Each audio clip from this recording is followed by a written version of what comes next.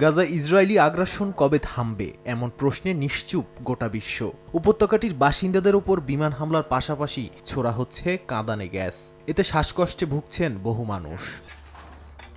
গাজার আল মাওয়াসি শরণার্থী শিবির সহ বিভিন্ন স্থানে হামলায় গেল একদিনে প্রাণ গেছে প্রায় অর্ধশত ফিলিস্তিনির। এছাড়া আহত হয়েছেন শত শত মানুষ। বর্বরতার মাত্রা এতটাই বেড়েছে যে বাইত লাহিয়া থেকে জোরপূর্বক 18,000 বাসিন্দাকে বের করে দেওয়া হয়েছে।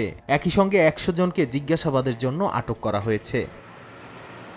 এদিকে আন্তর্জাতিক অপরাধ আদালতের রায় মেনে নেতানিয়াহুকে গ্রেপ্তারের সম্মতি জানিয়েছে পোল্যান্ড। স্থানীয় সময় বৃহস্পতিবার দেশটির পররাষ্ট্র মন্ত্রণালয় থেকে একথা জানানো হয়। পররাষ্ট্রমন্ত্রী বলেন, তার দেশ আইসিসির সঙ্গে কাজ করতে প্রতিজ্ঞাবদ্ধ, তাই তারা এই রায় মেনে নেবে। অন্যদিকে চলমান আগ্রাসনের মধ্যেই জিম্মি মুক্তি নিয়ে মন্তব্য করলেন ইসরায়েলের পররাষ্ট্রমন্ত্রী গিদন সার। তিনি বলেন, সরকারের এখন এটাই সুযোগ হামাসের সঙ্গে বৈঠক করে জিম্মি মুক্ত করে আনার। নাদিম মারজান, সময় সংবাদ।